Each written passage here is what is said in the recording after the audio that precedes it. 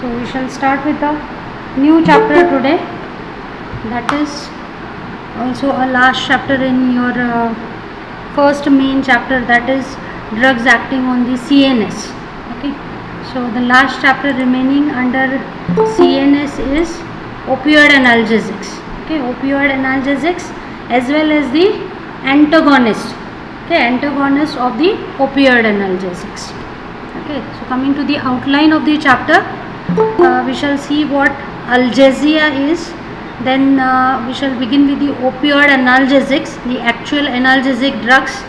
Okay, so what these opioid analgesics are, the classification of the opioid analgesics, then comes the individual drugs. Okay, so we shall see the pharmacology of the individual drugs. In that, morphine is discussed in detail as a prototype drug. Then comes the uses of morphine and its congeners. So all the uses of all the opioid analgesics. Then comes the opioid receptors. In brief, we will see what are the different types of receptors, how they function, and what are the effects which are produced. Then another point is complex action opioids and opioid antagonists. Okay, so in this there are some pure antagonists, some are partial agonistic and antagonistic property also certain agents are having. Okay, so these are termed as complex action opioids, and there are also opioid antagonists also which can antagonize these receptors. So we shall see those drugs also in detail. And the last small part is endogenous opioid peptides, which are naturally found in the body. So we shall see what those are also.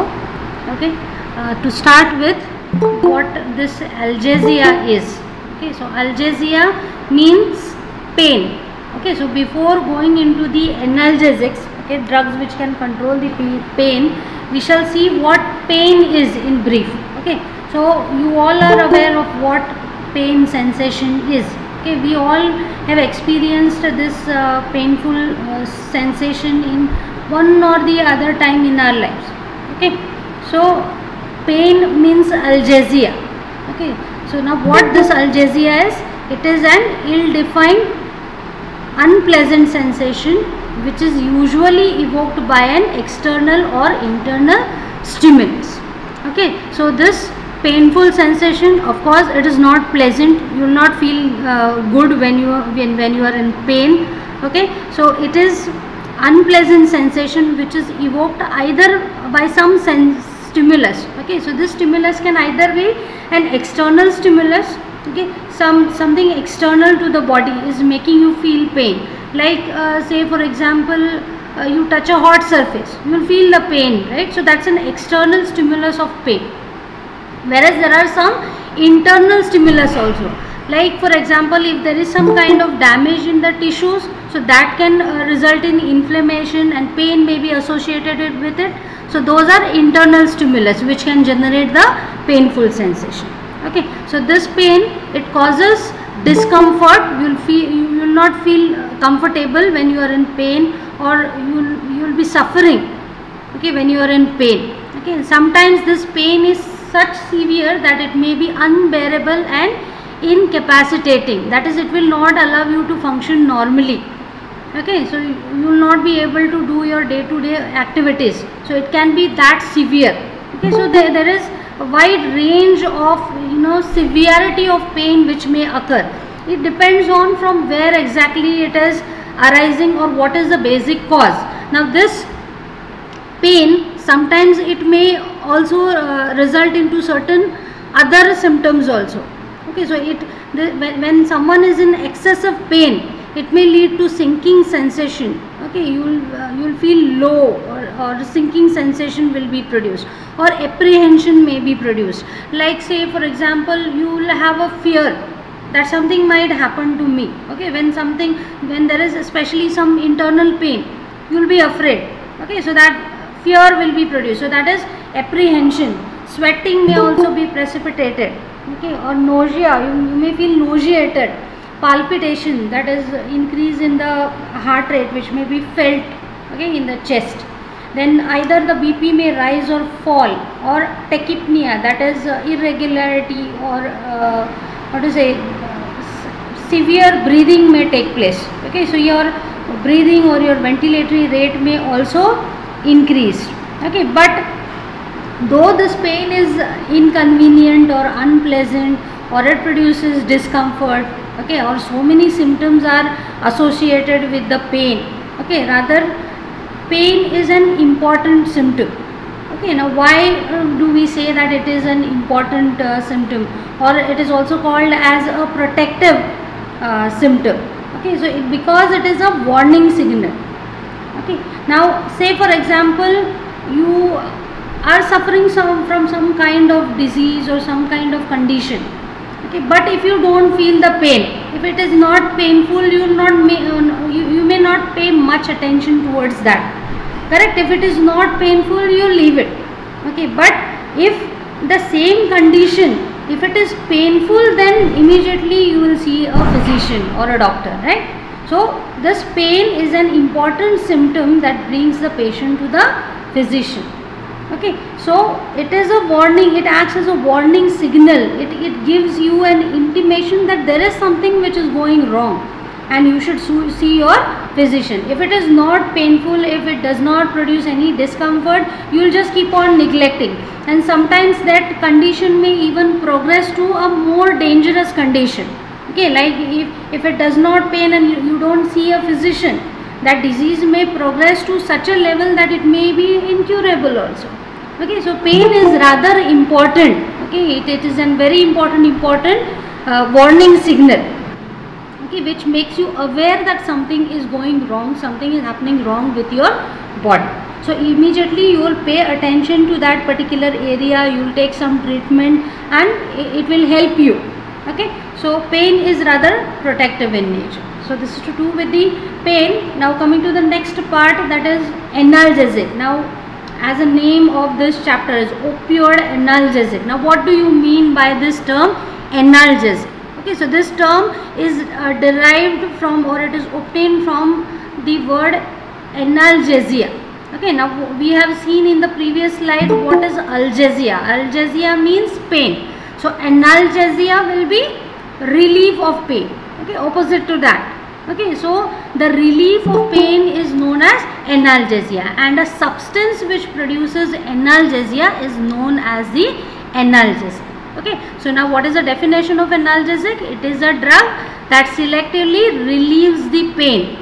Okay, so it will relieve that painful sensation by what mechanism? There are two mechanisms how it can relieve that pain, either by acting in the CNS or on the peripheral pain mechanism. Okay, so analgesics can relieve this pain sensation by two mechanisms. Okay, either they will act in the CNS so that the threshold of pain is increased, so that you will not feel the pain, the perception of the pain, that is you feel the pain once that sensation reaches your CNS, so that pain will not be felt when the drug acts in the CNS. If the analgesic act by the peripheral mechanisms.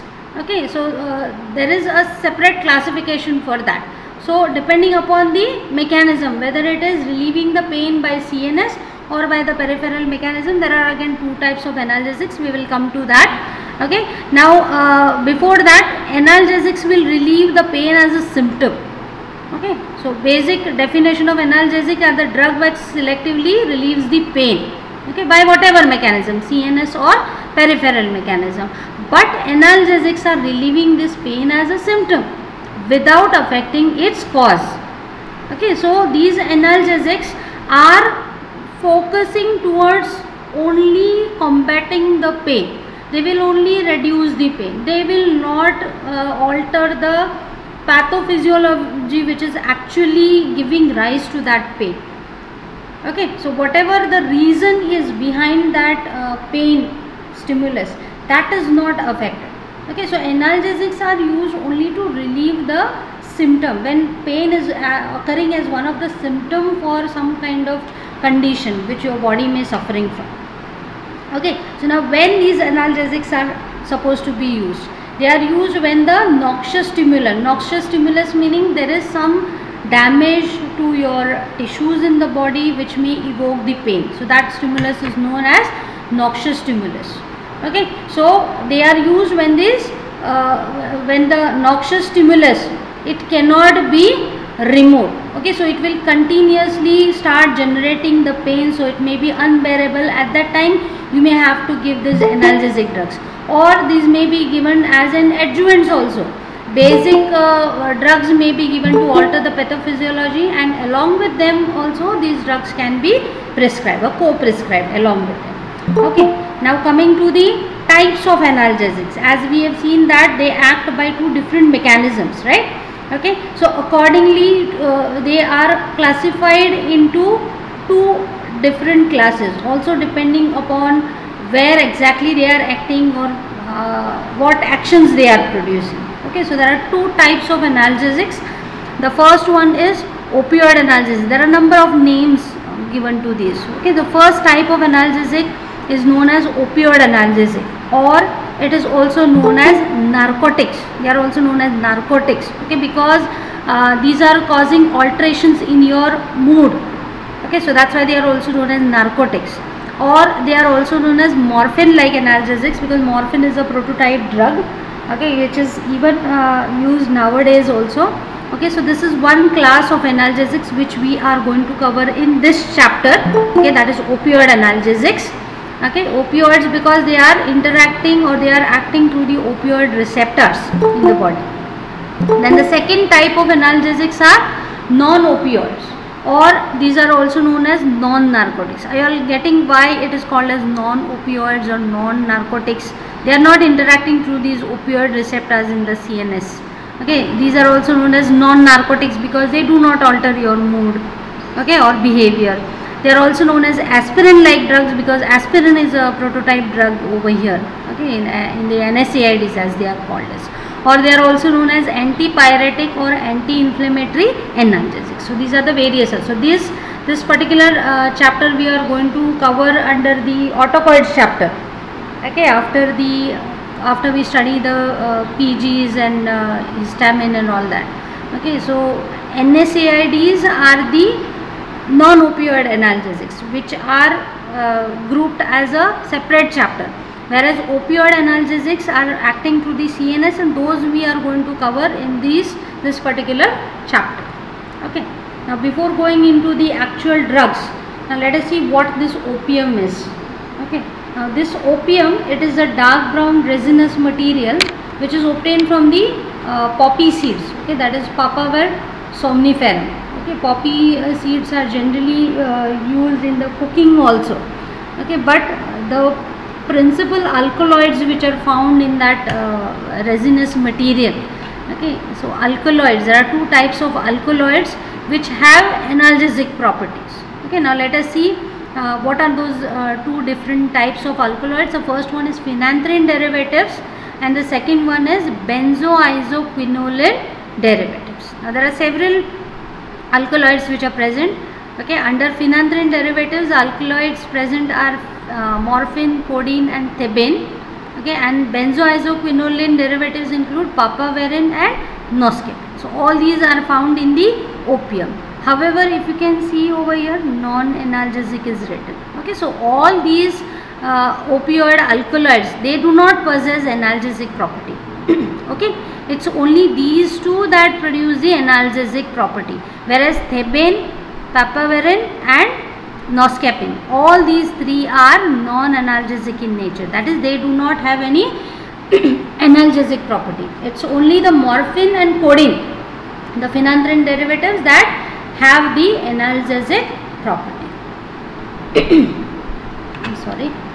Coming to the classification. So classification of these opioid analgesics is based upon the source from which the substance is obtained. Okay, so first class is natural opium alkaloids. Okay, so as we have seen the ones which are present in the opium. Okay, so there are only two examples, morphine and codeine, so which are obtained from the natural source. So these are natural alkaloids. Then the second class is semi-synthetic opiates. Okay, semi-synthetic meaning the natural opioids which are there, they are taken and slight alterations is done so that derivatives are obtained. Okay, so these semi-synthetic opiates include diacetyl morphine, which is also known as heroin, Another example is Folcodine, and the next one is ethylmorphine. And the third class is synthetic opioids. Okay, now synthetic opioids meaning these are totally synthesized in the laboratories. Okay, so these include pethidine, it is also known as meperidine. Next example is fentanyl. We have already come across this under the general anesthetic, opioid analgesia. Okay, if you can remember, fentanyl is used over there. Okay, as a balanced anesthesia. Okay, so a number of agents are utilized together. Okay, so fentanyl is one of them. Then methadone is the next example, and dextropropoxyfen and tramadol.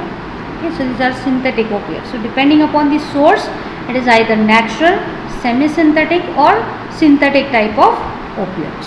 Now coming to the individual drugs, the pharmacology of the individual drugs. The first drug is morphine, which is discussed in detail as a prototype drug. So morphine, we have seen it's a principal alkaloid which is found in the opium. The percentage was also given, so this is the main alkaloid which is found. Okay, so this is described as a prototype drug. It is still widely used for several conditions. Okay, now coming to the first point under morphine pharmacology, that is pharmacological actions. Within that, the first one is actions on the CNS. Okay, now when you consider the actions of morphine on CNS, okay, morphine have some site specific actions. Okay, depending upon where exactly, which area in the brain it is acting, it produces either depressant action or stimulant action. Okay, so far we have seen that the drugs have either CNS depressant action or they have CNS stimulant action. But here this morphine, it has both the types of actions. Okay, it can produce depressant action also, and it can produce the stimulant action also in certain areas of the CNS. So it's not that it produces only the CNS depressant action or only the CNS stimulant action. Okay, by interacting through mu opioid receptors in your brain, it will either produce depressant or stimulant action. Now these are discussed separately. Now coming to the first one, that is the depressant action. So what are those actions which are leading because of the depression? Okay, so or suppression. So first under this is analgesia. Okay, so morphine is a very good analgesic, and basically if you see the type of pain which is relieved, it is mainly affecting the visceral pain, which is dull and poorly localized. Now visceral pain meaning the pain which is arising from the viscera, those internal organs which are located in the thoracic cavity or abdominal cavity or pelvic region. Okay, so the internal organs, the pain may also arise from such internal organs. Okay, so such kind of pain is poorly localized. You will not be able to identify exactly where that pain is originated.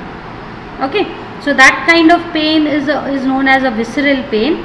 So this visceral pain is relieved better as compared to sharply defined somatic pain. Somatic pain is the pain which arises from, say, your surface, the skin surface, or joints or muscles. Okay, so such kind of pain is easily localized, right? You will come to know from where exactly that pain is originating. Like supposing if you get a cramp in your leg, you will come to know exactly from where it is originating, right? So such pain is known as somatic.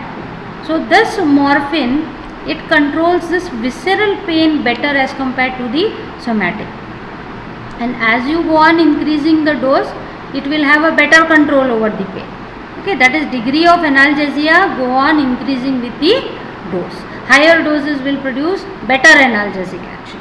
Okay, then apart from that, the nociceptive pain which is arising from the peripheral pain receptor stimulation, so that is also relieved better. Now as compared to this neurological pain. Okay, now sometimes the pain may also originate because of some damage to the neurons, right? We have seen like trigeminal neuralgia. So here the pain is arising because the neurons are damaged. Okay, it's actually there is no stimulus as such. So here the pain is produced because the nerve is damaged. So rather than controlling such type of pain, morphine is better effective in controlling the pain which arises from stimulation of the peripheral pain receptors. Okay, so there are pain receptors. The sensory neurons act as pain receptors. Okay, so they will sense the pain, and that will reach your brain and you will feel that pain. So that kind of pain is relieved better as compared to those which is arising from the neurological damage. Okay. So also the associated reactions like apprehension or fear or autonomic effects we have seen, which may be associated with the severe pain. So that can also be dampened or controlled by this morphine. Okay. Now this suppression of the pain perception is selective one. Okay, unlike other drugs we have seen that they produce generalized CNS depression, right? But these drugs, okay, that is morphine or morphine like drugs, they do not have generalized CNS depressant action. Rather they will selectively affect the pain perception. So pain perception will be selectively suppressed so that you will not feel that pain. Perception of the pain, that is the act by which you feel that pain, you will perceive that pain. So that is affected mainly, and even the emotional component along with that, anxiety, fear or suffering or distress. So all this may be altered, okay, so that you will not feel the pain. Okay, so it will act in the CNS in such a way that though pain is produced, but still it will not be felt. So it will no longer be an unpleasant or distressing one. Okay, so the patient will be able to tolerate the pain better. Now how exactly morphine is acting as an analgesic? So morphine, it acts in the substantia gelatinosa of the dorsal horn in your CNS. Okay, so because of its action in this region, it inhibits the release of excitatory transmitter like substance P is the main one. It's an excitatory transmitter. So whenever a neuron, whenever a sensory neuron gets a painful sensation, it carries with the help of several neurons, right? So it's not one neuron that reaches your CNS from the periphery, right? Okay, so whatever neurons are carrying, they will cause the release of certain transmitters, and they will carry that signal further to your brain, and you will be able to feel that pain. Okay, so how morphine is acting? It is acting by inhibiting these excitatory transmitters.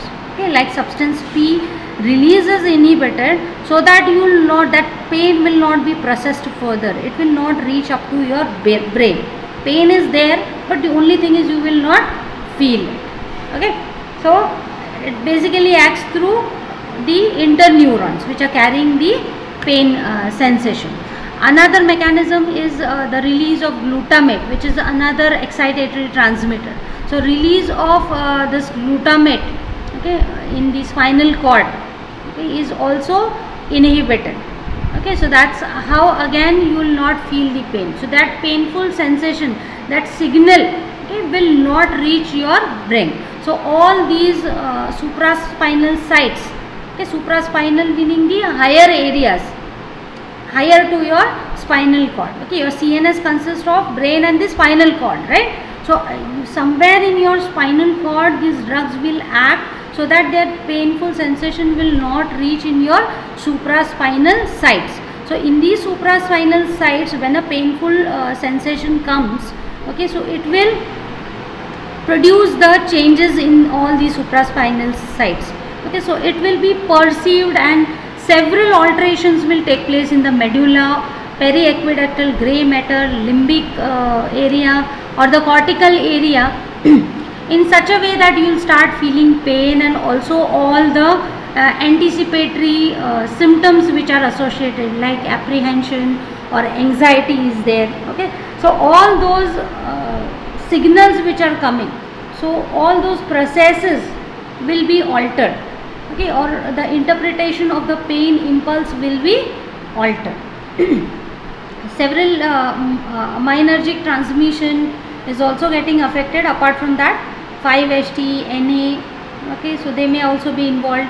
GABA may also be involved apart from substance P and glutamate, as we have seen. Okay, so that's how morphine is producing the analgesic action through which is mediated through the opioid receptors. Then the next depressant action is the sedation. Okay, now this sedation is different from that which is produced by the hypnotic drugs. We have seen that hypnotic drugs also produce the sedative effect. Okay, but this action is slightly different one. The mechanisms involved over here may be a slightly different one. So here drowsiness is produced, no doubt, plus there is also indifference to the surrounding. Okay, so your perception about the surroundings, okay, it will get affected to some extent. It will make no difference to you what is going on in your surrounding. Okay, so it produces that indifference to the surrounding as well as to the own body of that person who is consuming this morphine. However, here motor incoordination is not produced. Okay, motor coordination is maintained. Okay, that is ataxia is not produced. Apparent excitement is also not seen over here. Only drowsiness and indifference to the surrounding and one's own body will be produced. And at higher doses, it may progressively induce a sleep and even coma. Morphine, unlike your hypnotics have anticonvulsant property also. We have seen barbiturates, benzodiazepines, but here morphine, it does not have any anticonvulsant property. Rather, it may even precipitate the seizures also at higher doses. Then the next depressant action is mood and subjective effect. So these are quite prominent. So morphine can alter your mood and behavior. Okay, so it produces calming effect. Okay, there is a loss of apprehension. That apprehension which is produced, that will be lost. Okay, then feeling of detachment, indifference. Okay, lack of initiative. You will not want to do anything. Okay, so it will calm down and produce the drowsiness. The limbs will feel heavy. Okay, so that you may not want to walk around or do any other activity. Body may become warm. Mental clouding, that is your thinking will get affected. You will not be able to concentrate appropriately. So mental clouding will be produced. Okay, now all these effects which are produced, okay, if there is no pain present or if there is no apprehension present, and if you give morphine to such individuals, then they will call it a little bit unpleasant effects. Okay, so if you administer this morphine to a normal person who is not in pain or who do not suffer any kind of apprehension, all these effects will be inconvenient to that particular person. But if at all the person is in pain or anxiety, okay, especially in the addicts, those who are drug addicts, in such individual, if this morphine is given, it will produce a pleasurable effect.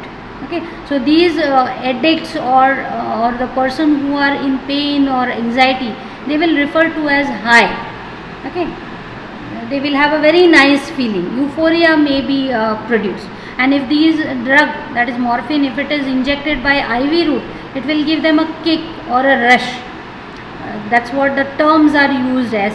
Okay, so they will give an intense pleasurable feeling when they are injected by IV route, a rapid IV injection if it is given. So that's why it has a very high abuse liability, because it produces this sense of well-being. Euphoria is generated when this morphine is taken. So when you take morphine over and over again, you may become dependent on that. Okay, so opioids, morphine and of course other opioids also, they are even more euphoriatic as compared to morphine.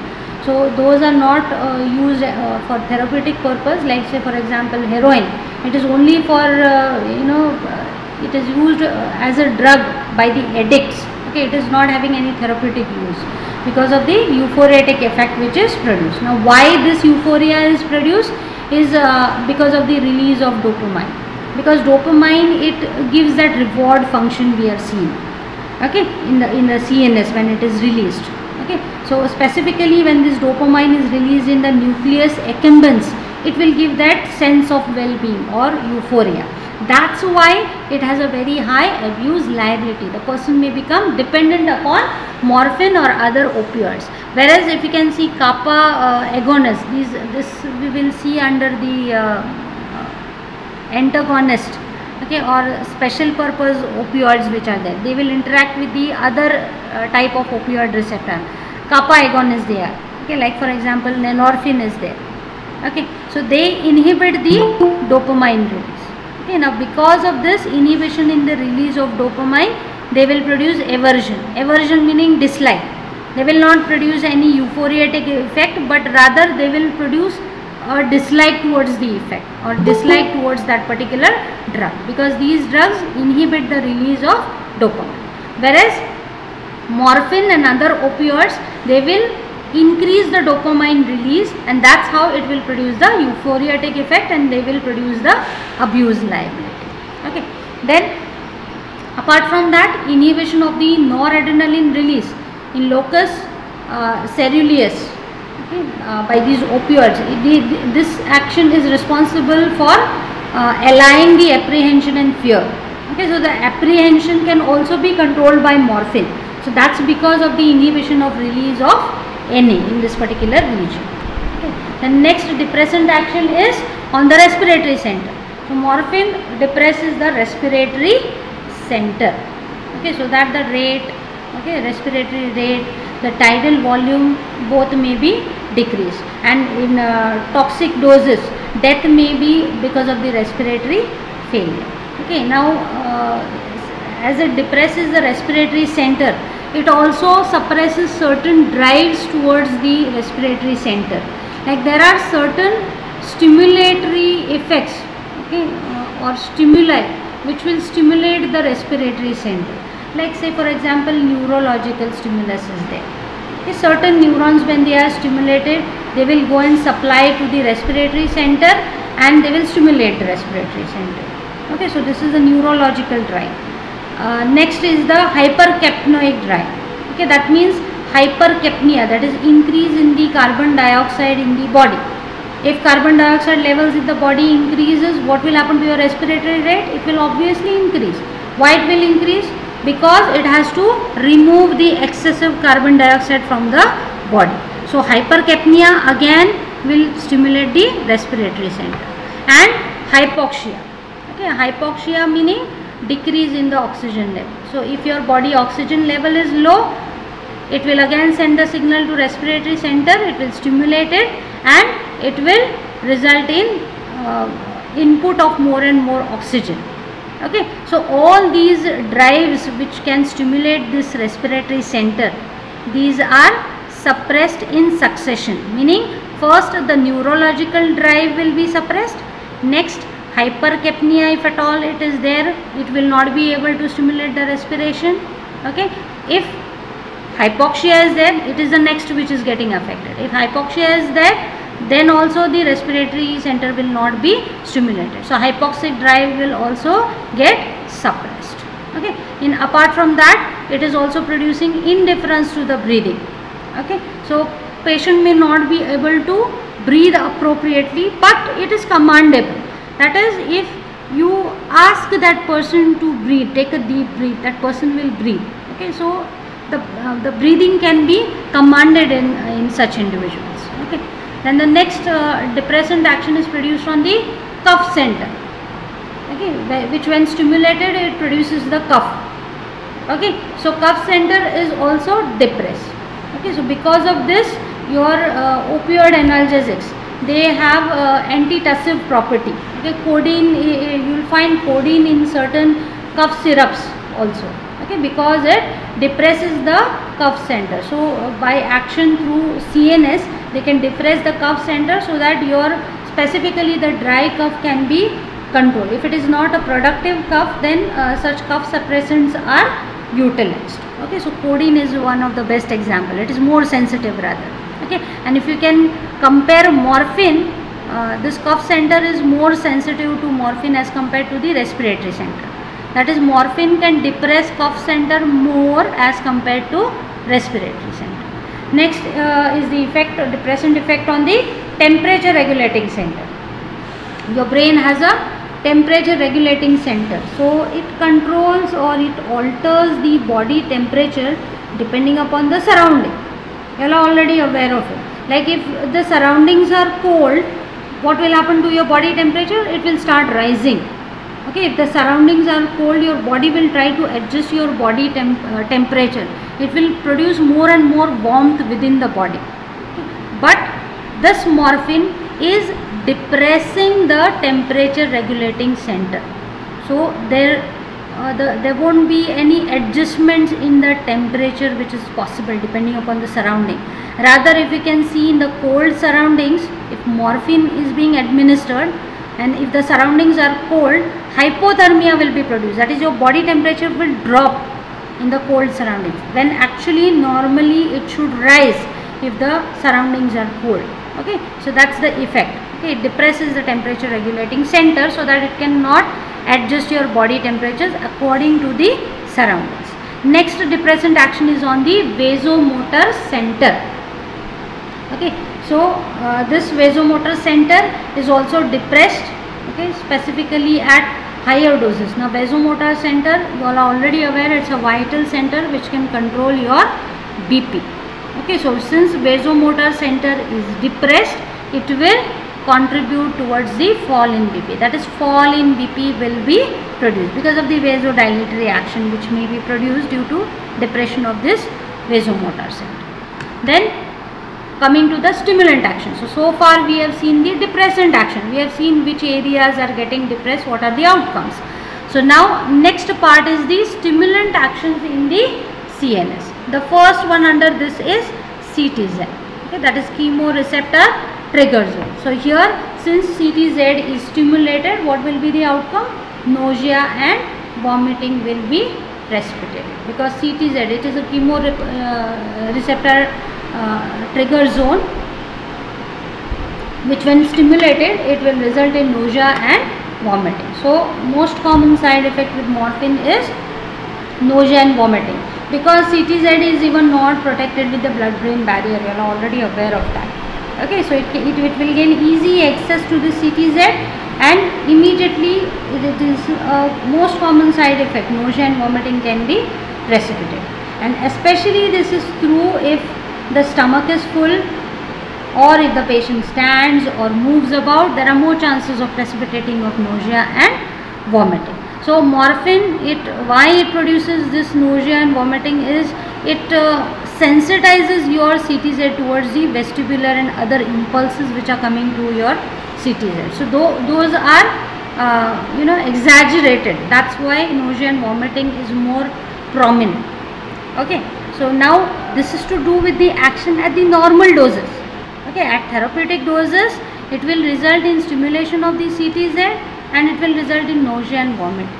But when you consume higher doses, like for example if morphine poisoning takes place, okay, so if toxic doses are consumed by the person, it can depress the vomiting center directly. Okay, so this CTZ can be directly depressed by morphine in higher doses. In therapeutic doses it is stimulating the CTZ, but in larger doses it is depressing the vomiting center. Okay, so supposing if morphine poisoning has taken place, you are not supposed to induce vomiting in such individuals, because these emetics are the drugs which can induce vomiting by stimulating. Certain agents can stimulate the CTZ, certain can act by irritant action also. Okay, but those drugs which are acting through CTZ, emetics, okay, you are not supposed to try them in morphine poisoning. Now why vomiting is induced in poisoning? To remove whatever content is present in the stomach. Unabsorbed drug will be removed out through your vomitus. But in case of morphine poisoning, vomiting should not be induced. Emetics should not be used in morphine poisoning because it is ineffective. Because what is happening in larger doses, vomiting center is directly depressed by morphine. So even if you give emetics, it will not be effective. So you should try for other measures if morphine poisoning. Such questions can be asked for justification. Why why emetics cannot be given in morphine poisoning? Justify. Okay, so this is the reason, because in toxicity, that is in higher doses, vomiting center is depressed. Okay, so this is the reason why emetics are ineffective in the morphine poison. The next stimulant action is on the Edinger-Westphal nucleus of the third nerve, third cranial nerve, oculomotor nerve it is known as, cranial nerve, okay, which supplies to your eye. Okay, so when this nerve is stimulated, or this nucleus is stimulated by morphine, it will result in meiosis, that is decrease in the pupil size will be produced. Now this meiosis is produced by central action, by stimulation of this Edinger-Westphal nucleus of this third nerve, third cranial nerve. Okay. Whereas if you apply this morphine directly into the eye, if you instill into the eye, it will not produce meiosis. Okay, that's because it is not acting on any of the adrenergic or cholinergic receptor. How it is producing meiosis? It's because of the central action. That's why instillation into the eye, it will not produce any change in the pupil size. Whereas in certain species like cats, mydriasis is also produced, that is dilatation of the pupil also will be produced. Other effect in your eye includes decrease in the intraocular tension also. Okay, so intraocular tension will be reduced. So it is quite safer in those patients who are suffering from glaucoma, in whom intraocular tension is high. Then the next stimulant action is on the vagal center. Vagal center controls your heart rate. So vagal center, it is stimulated, because of which bradycardia will be produced, that is decrease in the heart rate. So vagal nerve, it supplies to your heart, right? Okay, so vagal center, it is stimulated, so that vagal nerve will result in the bradycardia or decrease in the heart rate. Then the next stimulant action is in the certain cortical areas and hippocampal cells. So because of the stimulation in these particular regions, it will result in muscular rigidity or immobility. Okay, specifically this is seen in higher doses when they are injected by IV route. Okay, so this condition resembles, or it produces similar action like catalepsy, which is seen in rats and mice. So this is a kind of effects wherein immobility, rigidity is produced and unconsciousness may be produced, so that the animal does not make any movement, it will just lie down like that.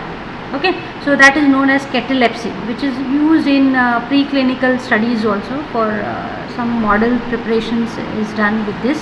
Okay, so similar to catalepsy, this muscular rigidity and immobility will be produced in these individuals in whom it is administered in higher doses. Okay, then morphine also lowers the seizure threshold. Okay, as I have told already, it does not have any anticonvulsant property, but rather it can lower the seizure threshold so that convulsions may be precipitated in morphine poisoning. Now why these convulsions are seen? Because of inhibition of GABA release, okay, by the hippocampal interneuron. This is responsible for the precipitation of the convulsion. That's what is making it pro-convulsant. Okay, pro-convulsant action meaning something which can precipitate the convulsions. Okay, then it also produces excitation in occasional individuals. Okay, normally we have seen that it produces drowsiness, right? Okay, sedation is produced, but in occasional individual, that is those who take it occasionally, it can result in excitation also. So this finishes the actions on CNS we have discussed so far. Okay, stimulant action as well as the depressant action. Now coming to the second pharmacological action of morphine, okay, that is neuroendocrine. Okay, so endocrinal effects are also seen. Now why exactly it is produced is because it is acting in the CNS in such a way that there may be hormonal changes which may take place. Okay, basically it results in dampening of this hypothalamic activation. Okay, so hypothalamus activation is dampened, okay, or it is suppressed. Okay, and you are already aware that hypothalamus, it controls the pituitary. Earlier pituitary gland was known as the master gland, right, which controls the release of hormones from many of the endocrine glands, right. So it releases certain releasing hormones, okay, inhibitory hormones. So pituitary was supposed to be considered as a master gland, but then now it is very well known that pituitary is also controlled by still higher area, that is hypothalamus. Hypothalamus is actually influencing this pituitary gland. Now since your morphine is dampening this hypothalamic activation, hypothalamic influence on pituitary gland is also reduced. So pituitary gland secretions will be reduced. Certain will be reduced, certain will be enhanced. So as a result of this, FSH, that is follicular stimulating hormone, okay, LH, luteinizing hormone, ACTH, adrenocorticotropic hormone. So all these hormones which control the secretions of the further other glands, okay, so their levels are lowered, decreased, okay, whereas prolactin and growth hormone, their levels is raised. This is because these two hormones are under inhibitory control, okay, so their levels will be raised since here inhibition is being produced, okay. So as a result of these alterations in the hormones of the pituitary gland, it will result in decrease in the sex hormone levels. Corticosteroid levels also will be lowered down. It's because of this, okay. So because of this prolonged action, loss of libido, that is sexual drive, so that will be lost.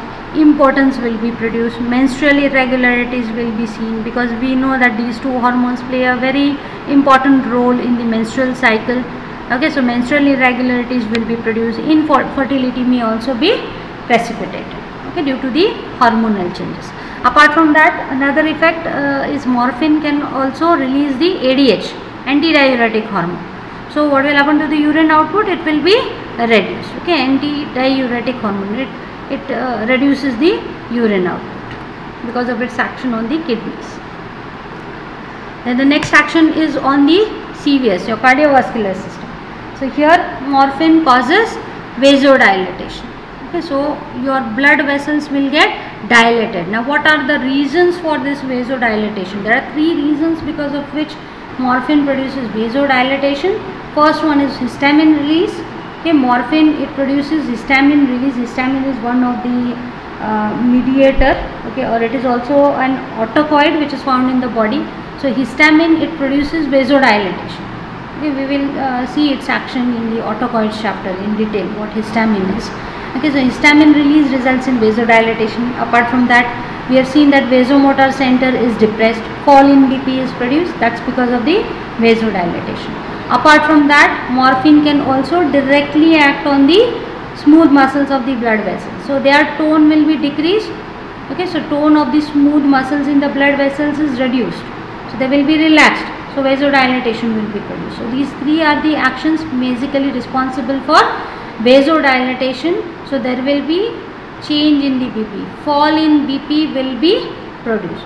However, this change in BP is negligible in therapeutic doses, okay, or especially in those patients or those persons who are in the recumbent position, lying down position, or normovolemic patients in whom the body fluids or blood levels of blood volume is normal.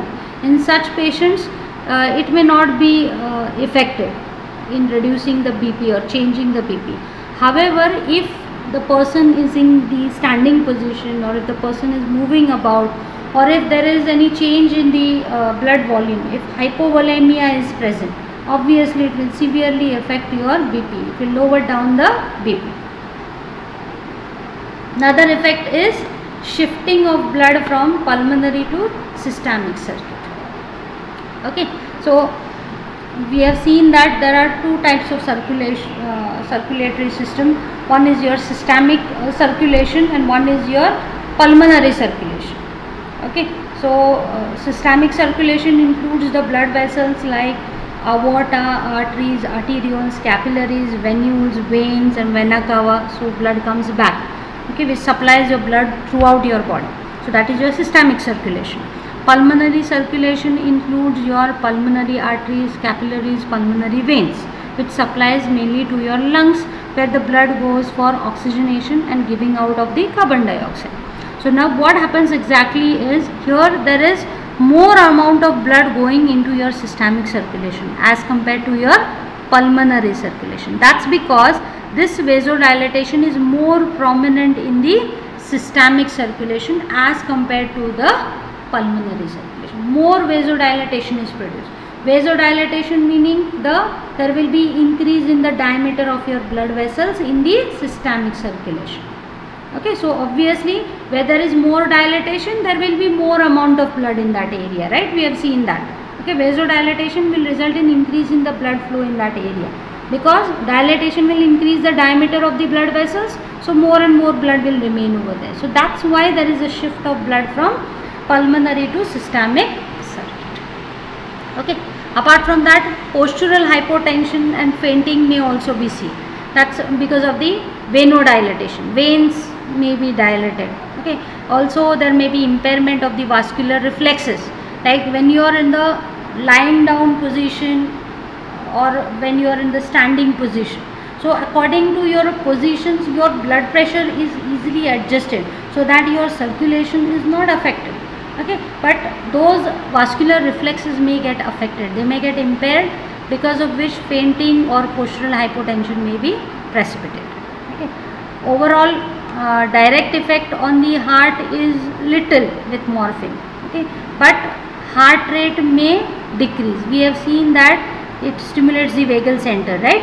So because of that, it produces the bradycardia or decrease in the heart rate. However, sometimes reflexly it may also increase. The heart rate may also be increased, because we have just seen that BP falls, right? Okay, so fall in BP will reflexly try to adjust it by increasing the heart. Okay, so there are either bradycardia or tachycardia may also be seen depending upon the situation. Then the next effect is it reduces the cardiac work. Okay, that is the amount of work your heart needs to do to pump the blood is reduced. Now why it is getting reduced is because there is a decrease in peripheral resistance. You are aware of what peripheral resistance is. It directly correlates with the diameter of the blood vessels. Like say for example your aorta and arteries, if they are dilated, okay, arteries if they remain dilated, your heart, your left ventricle has to pump less forcefully for it to push the blood in those dilated arteries. Okay, this example I had also given with your CVS chapter in your anatomy. Okay, we have seen that pressure which is required to push water through a pipe with a greater diameter. Okay, it requires lesser pressure, right? Okay, whereas you require more pressure if the diameter of the pipe is smaller. Okay, so here what we have seen that the morphine, it produces vasodilatation. So arteries will get dilated so that your ventricle has to pump a little less harder to pump that blood into those dilated blood vessels. So the amount of work that heart has to do is reduced. So that's how it is having anti-ischemic property. Okay, ischemia, if at all it is there, if the heart has to work harder, the blood supply to the heart may get reduced and cardiac muscle damage may take place. Okay, so since morphine is reducing the cardiac work, it is having anti-ischemic property also. Okay, the next consequence is the intracranial tension is increased. Okay, now why intracranial tension, that is into your brain, the tension will be increased. Now why this is happening is because of the increase in the carbon dioxide in the body. We have seen that morphine has depressant action on the respiration. So as a result of that, carbon dioxide will start accumulating in the body. So it will result in rise in intracranial pressure or intracranial tension, and this will result in cerebral vasodilatation. Blood vessels in your brain or cranial blood vessels will start dilating. Okay. And the next effect is on the GIT. prominent action is constipation. Okay, so now why this constipation is produced? Okay, that's because motility is getting affected. Certain sphincters are getting affected. Now let's see what are the factors which are contributing towards constipation. Okay, now first reason why this constipation is produced is by direct action on the intestines. Okay, so it increases the tone both by direct action on the intestine as well as in the CNS. So it will result in increase in the tone, okay, or the spasm, okay, or segmentation in your GI tract will be increased, okay, and it will reduce the propulsive movement. Now though the tone is increased, the propulsive movement, the peristaltic movement which is normally found in your GI tract, that is reduced. Okay, so this is one of the reason. Okay, spasm may also be produced. And the next reason is spasm of the pyloric, ileocecal and anal sphincters. There are sphincters, right, which control the movement of your food further. Pyloric sphincter, it controls the movement of your food content from your stomach into the intestine. There is ileocecal sphincter also at the junction of ileum and the cecum, and there is anal sphincter, okay, at the anus. So spasm of all these sphincters will take place, so that it will result in decrease in the motility or movement of the contents in your GI tract. So constipation will be produced. Another reason is decrease in all the GI secretions. So all the gastrointestinal secretions will be reduced. Okay, so also motility is reduced, so stasis is produced. So your content will remain over there for a longer period of time. So more and more fluids will be absorbed from that contents of your GI tract. So this is one more reason which will result in constipation. Next is because of central action, there will be inattention towards the defecation reflex. Defecation is passage of stools. So you will not be aware of that defecation reflex which is generated. Okay, so because of this, especially addicts will remain chronically constipated because tolerance is not developed to this central action. Okay, so constipation is quite common effect. Okay, then other smooth muscles, what are the effects? So first is on the biliary tract. Okay, so biliary tract, here the spasm of sphincter of Oddi will be produced. So there will be decrease in the movement, okay, of the bile. Okay, so intrabiliary pressure will be increased. So biliary colic may also be produced, so that it may be so severe that treatment with atropine may be required, or antagonists like naloxone may be required, or direct smooth muscle relaxants like nitrates may also be required for this, okay, to relieve this biliary colic. Next is action on the smooth muscles of urinary bladder. Here the tone of detrusor as well as sphincter is increased. Okay, so the muscles in the lower region of the bladder, urinary bladder, and upper region of the urinary bladder. Okay, so both the smooth muscle tone is increased, so their contractions is increased.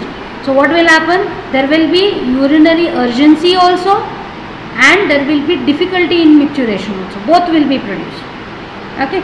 Apart from that, ureters contractions are also slightly increased. Next effect is on the smooth muscles of the uterus. Here it is quite insignificant, but still if morphine is given during the pregnancy, okay, slightly it can prolong the labor. Okay, so it is quite insignificant effect yet.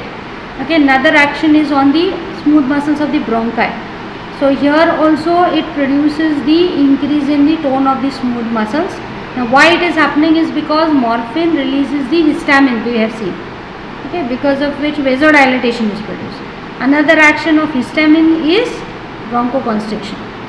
Okay, so it can be dangerous in asthmatics. Those who are suffering from asthma, morphine is contraindicated. Another justification may be asked. Okay, why morphine is contraindicated in asthmatics? That's because morphine causes release of histamine and it produces bronchoconstriction.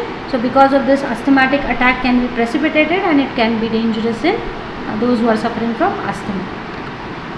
Then the next action is on the ANS, autonomic nervous system. Okay, morphine, it produces central sympathetic stimulation. Okay, so because of this, hyperglycemia, increase in your blood glucose level may be seen. Apart from that, it also has anti-cholinesterase action also. Cholinesterase is the enzyme for the hydrolysis of acetylcholine, okay, esters, cholinesters. So it has weak anticholinergic action, cholinesterase action, so it can inhibit this particular enzyme activity. So this finishes the actions. We shall see the next part, that is the pharmacokinetics. Okay, so here the absorption is the first part. Okay, so oral absorption of morphine is quite unreliable. That's because it undergoes a very high and variable first pass metabolism. Okay, so because it will get absorbed, okay, but first pass metabolism is seen, that is before it goes to your systemic circulation it will get metabolized. So because of this, the oral bioavailability of this morphine is not very good. It is 1/6 to 1/4 bioavailability will be produced when you compare it with the parenteral administration of the same drug. So normally morphine is not preferably given by the oral route, it is preferably given by injectable. Then binding, it is 30% bound to the plasma proteins. Distribution is also quite wide. Rather concentrations in the liver, spleen and kidney will be even higher than that of plasma. So it will go and start entering in your organs, your vital organs, and the amount of drug in these vital organs is still higher as compared to your blood. Okay, it can also cross the brain also, blood-brain barrier. That's how it is producing the CNS effect. It can also cross the placenta also. Okay, freely crosses the placenta. So it is contraindicated during pregnancy because it can affect the fetus more than the mother. So it will have more deleterious effect in the baby which is growing in the womb, okay, rather than the mother. So it is totally contraindicated during pregnancy. Then coming to the metabolism, it is mainly metabolized in the liver with glucuronide conjugation, and one of the metabolite is active, that is morphine 6-glucuronide. Okay, so this is an active metabolite. Okay, so this also has analgesic property. Apart from that, there is one more metabolite which can be generated, okay, that is morphine 3-glucuronide. This has neuroexcitatory property. Okay, then coming to the plasma T half-life, it is 2 to 3 hours for it to get metabolized, half of its to reduce the concentration, plasma concentration to half of its original value. Okay, and the duration of action is 4 to 6 hours. So the effect after a parenteral dose will last for 4 to 6 hours, but complete elimination will take around about 24 hours, because we have seen that it has entered into your vital organs, right? So it is slowly removed from there and it will get metabolized and it will be removed from the body. But it is non-cumulative, it will not get bound to the tissues and it will not remain in your body for a longer period of time. It is non-cumulative. It can enter the tissues, can enter the organs, but it is non-cumulative. It does not remain bound over there. Only thing is its elimination will be prolonged. Okay, and small amounts may even persist in the body for a long period of time because of its enterohepatic circulation. So this glucuronide which is there, conjugate, so it will be broken, free morphine will be released, so that will be reabsorbed in your intestine. Okay, and it will reach your systemic circulation, produce its effect, again it will be released in the bile, so that enterohepatic circulation will be seen. So because of that it may persist for a little bit longer. Okay, so this finishes the kinetics.